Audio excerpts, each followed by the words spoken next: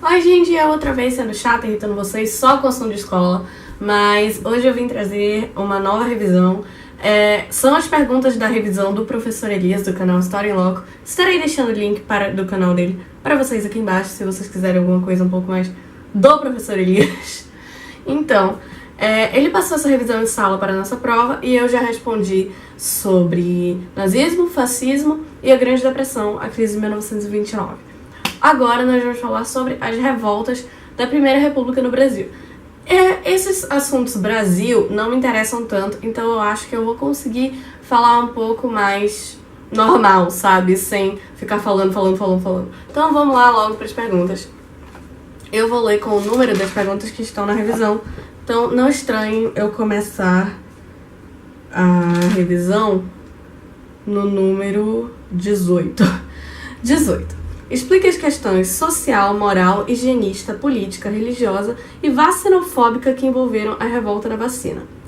Vamos lá. A revolta da vacina se deu por conta da obrigatoriedade de uma vacina contra a varíola. Foi criada uma lei que dizia que você era obrigado a tomar a vacina, não era opcional nem nada, você não podia escolher. A pessoa ia lá e vacinava você. Então, foi bastante polêmico, mas muito polêmico. Foi a polêmica da época. E vamos ver aqui quais são os critérios mesmo. Social, moral, higienista, político, religioso e vacinofóbico. Vamos começar com o vacinofóbico, que eu acho que vocês já devem ter entendido só pelo nome. Vacinofóbico era o medo da vacina. É porque a história da vacina não é uma coisa muito, assim, agradável. É que pegam o vírus de uma vaca, colocam em você, daquela época, tá? Não é assim até hoje, mas... Enfim, as pessoas tinham medo da vacina, elas tinham pavor da vacina. Então, obviamente, ninguém queria se vacinar se tinha pavor da vacina. Não era da agulha, que muita gente tem medo de agulha.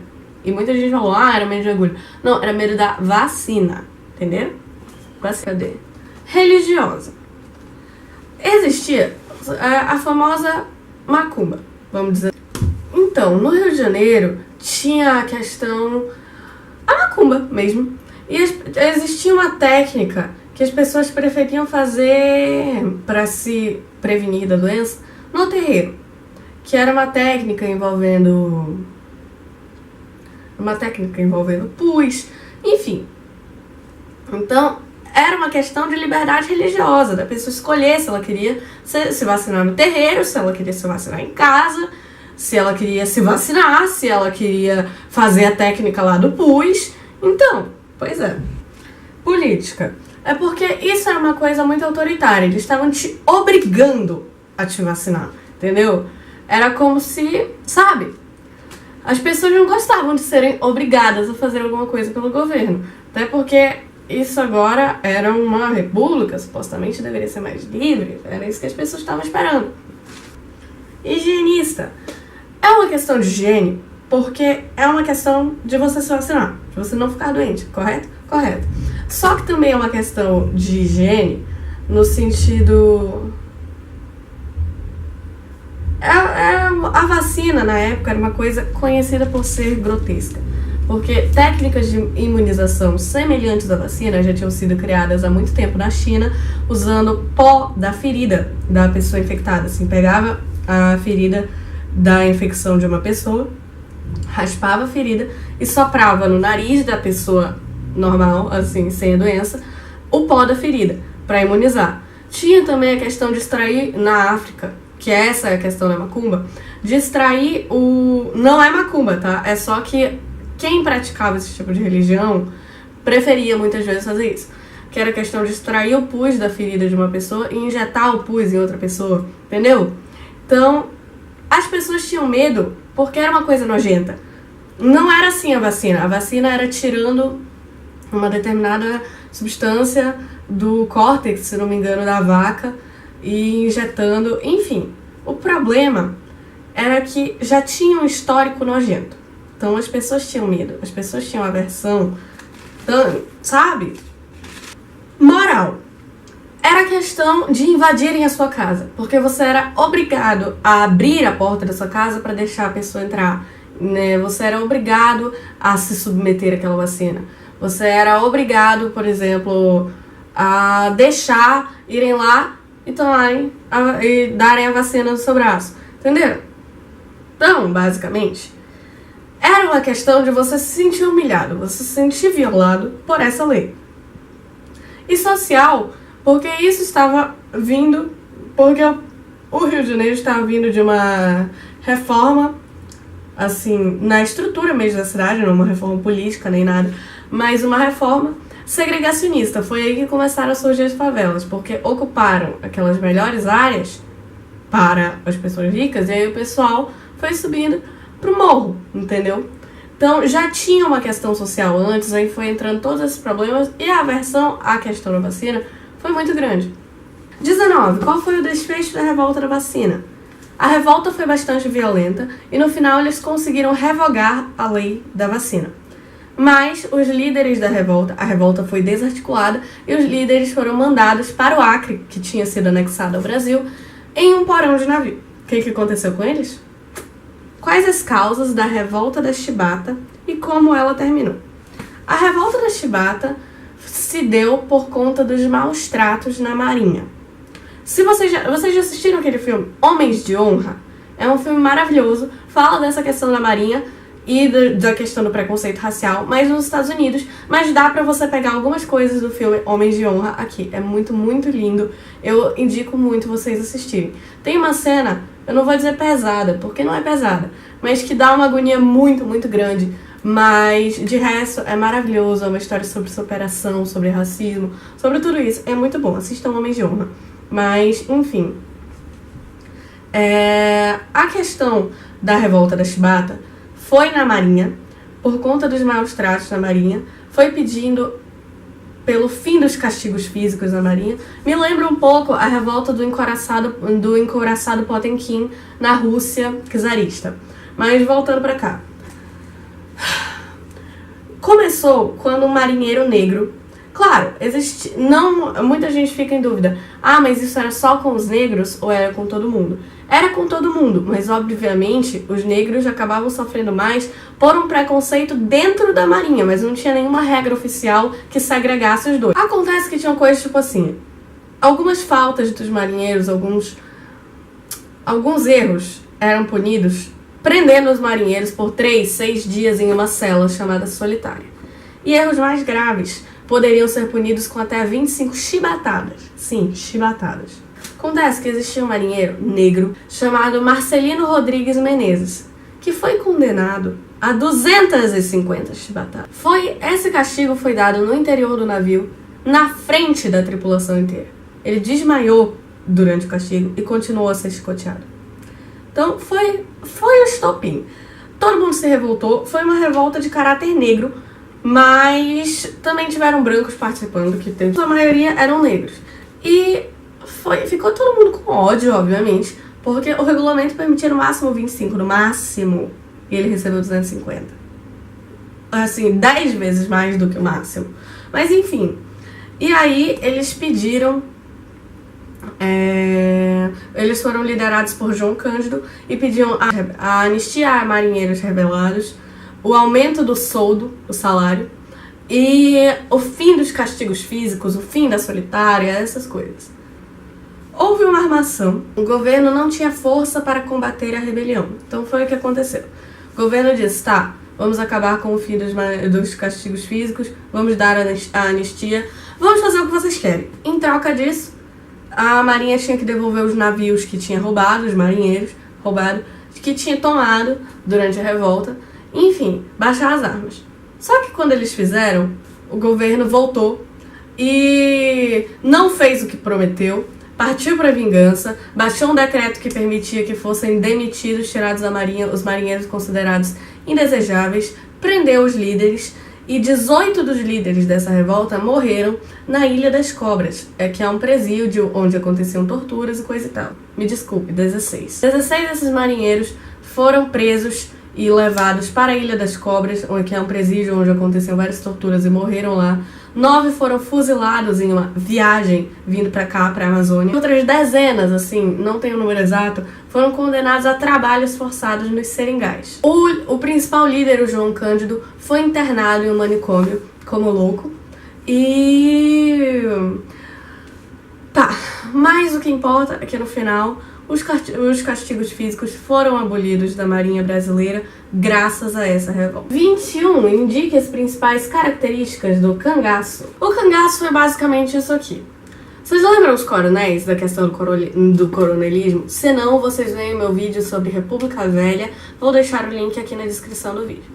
Enfim, os capangas desses coronéis começaram a se juntar. As pessoas que os coronéis chamavam, tipo assim, tem que matar um, chama esse cara pra matar este ser. Enfim, começaram a se juntar, a andar em bandos e a agir por conta própria, sem esperar ordens dos coronéis. Eles começaram a matar quem eles achavam que tinham que matar, poupar quem eles achavam que tinha que poupar, roubar, enfim. Aconteceram muitos... eles se tornaram bandidos. Só que até hoje a imagem dos cangaceiros é um pouco embaçada na história, porque tem gente que os enxerga como bandidos que deveriam morrer presos e tem gente que enxerga eles como Robin Hoods da vida real, porque supostamente eles seriam os defensores dos pobres. Eu não estudei tanto sobre isso para ter uma opinião formada, mas eu não sou a maior fã dos cangaceiros, não. Eu não gosto muito disso, eu prefiro uma coisa um pouco mais organizada. Aquela. Mas eles faziam o que eles achavam certo, sem se basear em leis, sem se basear em nada. Era tipo assim, eles achavam certo, os cangaceiros eram um povo sem lei.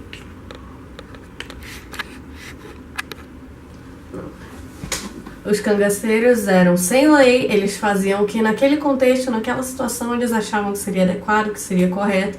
Então, basicamente, era uma coisa tipo, era um tipo de banditismo bastante peculiar. Como o governo tratou a questão de Canudos na época? Canudos foi o seguinte, foi um povoado criado sob a liderança de um beato chamado Antônio Conselheiro, que pregava um catolicismo não oficial. Ele pregava umas coisas católicas, mas que irritaram a igreja católica, porque ele não era padre, ele não era nada, assim. E ele foi adquirindo muitos seguidores. Esses seguidores queriam viver sob a liderança dele, e eles acabaram formando o povoado, a comunidade de Canudos, que se tornou uma comunidade muito grande, muito forte, que irritou o governo, porque ia contra o sistema de governo, a república e coisa e tal. Então, obviamente, o governo queria se livrar de Canudos. Mas, depois de um tempo, acabou se tornando uma coisa pessoal, vamos dizer assim. Porque eles atacaram Canudos 4 vezes e só conseguiram, na quarta, acabar com Canudos. Então, raciocina. Obviamente, isso era um ataque à força do governo, à imagem do governo, e se tornou uma questão de honra acabar com Canudos. Então, obviamente, eles se armaram, foi uma coisa violenta, foi pesado, e eles não desistiram até acabar com Canudos. 23. Por que a questão da Guerra do Contestado envolvia uma questão agrária e religiosa? É o seguinte, existia uma região entre Paraná e Santa Catarina, lá no sul, que era uma área contestada. Ou seja, era uma área que os dois queriam e não sabia com quem ia ficar a área. Paraná queria, Santa Catarina queria. Porque é o seguinte, nessa área tinha uma grande tensão social, porque os coronéis estavam expandindo suas fazendas e acabavam tomando áreas indígenas e áreas dos poceiros à força. A tensão aumentou quando o governo brasileiro contratou uma empresa americana, se não me engano, para fazer uma ferrovia ali naquela área e cedeu 15 quilômetros de terra de cada lado da ferrovia como pagamento para essa coisa. Então todo mundo queria aquela área e não tinha dono. Porque era Santa Catarina queria, Paraná queria, os coronéis queriam, os indígenas queriam, os poceiros queriam, a empresa lá queria. Então, ferrou. A empresa expulsou os sertanejos daquela área. Então, já se tornou uma questão social aí, que expulsou as pessoas que moravam lá, os pobres, que não tinham pra onde ir, então já ferrou a vida desse pessoal. Se tornou uma questão religiosa porque esses sertanejos seguiram um beato chamado José Maria e criaram comunidades que eles chamaram de Vilas Santas. Foram crescendo essas comunidades e, no final, esse José Maria foi morto. E eles acreditavam que esse José Maria ia retornar à Terra com um exército de anjos para defender as vilas santas. Meu Deus, dai-me forças. Dá-me paciência. Então se tornou uma questão religiosa. E é uma questão agrária porque é uma questão de terras, né? É tipo, tirar as terras de uma pessoa e dar pra outra pessoa porque essa pessoa quer terra. Então é uma questão agrária porque era uma questão de terras. E é uma questão religiosa porque eram pessoas que acreditavam que eram vilas santas, eram pessoas que acreditavam que o cara ia voltar dos mortos pra defender com anjos. Né? Qual episódio foi o estopim para a revolta da Chibata? Eu já falei da revolta da Chibata, foram as 250 chibatadas dadas para aquele marinheiro lá que eu falei, que só permitiam 25 chibatadas no máximo, e ele recebeu 250. Esse foi o estopim. Por que ocorreu a revolta do Juazeiro e quem era o Padre Cícero? Para começar, vamos falar sobre quem foi Padre Cícero. Padre Cícero foi um líder religioso, padre, mas também foi um líder político. Ele foi deputado federal, prefeito e foi vice-presidente, não do país, do estado do Ceará, o que corresponde a ser vice-governador hoje. Tudo bem, vamos lá. Em 1914, ocorreu a Revolta do Juazeiro, também conhecida como Sedição de Juazeiro. Aconteceu na cidade de Juazeiro do Norte, no interior do estado do Ceará, no sertão, e foi de caráter popular, apesar de ser liderada por coronéis. O que acontece por coronéis e pelo Padre Cícero? O que acontece é que um presidente chamado Hermes da Fonseca tinha assumido o poder e ele queria diminuir o poder das oligarquias e acabou tirando do poder uma família poderosa da época, que era a família Accioli. Eu não sei se é Accioli, se é Accioli, se é Acchioli. Eu vou falar Accioli porque, considerando que é uma família brasileira, vamos falar com o nome abrasileirado, mas não parece um nome brasileiro. Ao mesmo tempo, tinham os sertanejos, fanáticos religiosos, isso sempre dá uma cagada, assim. Pobres, muito pobres, eles estavam em situação de miséria, tinha uma aura de descontentamento no ar. Esse Padre Cícero convenceu e orientou essas pessoas de que eles estariam, como posso dizer, lutando num tipo de guerra santa contra o mal. E o mal seria a República, as forças republicanas. Nessa confusão, os coronéis queriam derrubar o governo e assumir eles mesmos o governo do estado do Ceará. E eles foram lá, os coronéis, aliados dessa família Accioli, e foram procurar o Padre Cícero, porque ele era um símbolo popular, ele era muito querido, ele era venerado entre as camadas mais pobres. Eles convenceram o Padre Cícero a convencer a população a lutar com eles. Então, não demora, estava todo mundo lutando contra o governo federal. Foi muito violenta, muita gente morreu e aí o governo se sentiu pressionado e acabou cedendo e devolveu o poder à família Accioli e acabou com a intervenção federal, anulou a intervenção federal que eles tinham feito. Então foi basicamente isso. É um pouco chatinha. Quais eram os participantes do povoado de Canudos e por que despertaram a oposição do governo, dos fazendeiros e da Igreja Católica? Os participantes desse povoado de Canudos eram os seguidores do Antônio Conselheiro. Despertaram a fúria do governo porque o governo dizia que eles eram subversivos, inimigos da República, porque eles viviam de um modo diferente da República. Eles não queriam acatar a autoridade republicana, então eles eram considerados subversivos. A igreja reclamava do catolicismo não oficial que estava sendo pregado pelo Antônio Conselheiro. Obviamente se incomodava muito a igreja, e com razão. Eu nunca dou razão pra igreja, assim. Eu digo, eles têm motivo pra se irritar. Se eles são certos, eu não posso dizer. Mas que eles se irritaram, eles se irritaram. E os coronéis ficaram com raiva, obviamente, porque as pessoas estavam muito ferradas lá na mão dos coronéis, porque era um trabalho muito pesado, enfim, deviam. E essas pessoas acabavam indo lá para essa comunidade de Canudos com a esperança de uma vida melhor. Então a mão de obra dos coronéis, tava indo embora. Então os coronéis ficaram um pouco furiosos, como diria o professor Elias. Então, eles deram motivo para todo mundo odiar eles. Só uma dica. Se você tá contra o governo, a igreja e os coronéis nessa época, você vai se ferrar. Não tem jeito disso dar certo. Porque a reforma feita no Rio de Janeiro no início do século XX foi considerada segregacionista. Como eu já falei, as pessoas foram expulsas de suas casas nas áreas hoje em dia consideradas as melhores áreas para dar lugar para a elite, para as melhorias públicas, para os ricos. E tiveram que ir pro morro formando as favelas. Então, obviamente, não foi um negócio muito legal, né? Então, basicamente, foi isso. Foi essa separação, ricos e pobres, tirar os pobres lá do lugar deles e dar aquele lugar para os ricos, botar eles para o morro, enfim. Então foi isso. Eu acabei de gravar toda a revisão, graças a Deus estou aqui. Você não sabe o quão feliz, quão tranquila eu estou agora, que eu só preciso editar 2 vídeos que já tem um sendo postado ali. Oh, meu Deus. Graças a Deus. Uma vez que eu consegui postar esses vídeos na hora. Enfim, então foi isso. Eu vou deixar o link do canal do Professor Elias aqui embaixo. Assistam meus outros vídeos, eu já postei sobre vários assuntos. Eu vou deixar também a lista aqui embaixo pra vocês lerem. Então foi isso, um beijo, fui!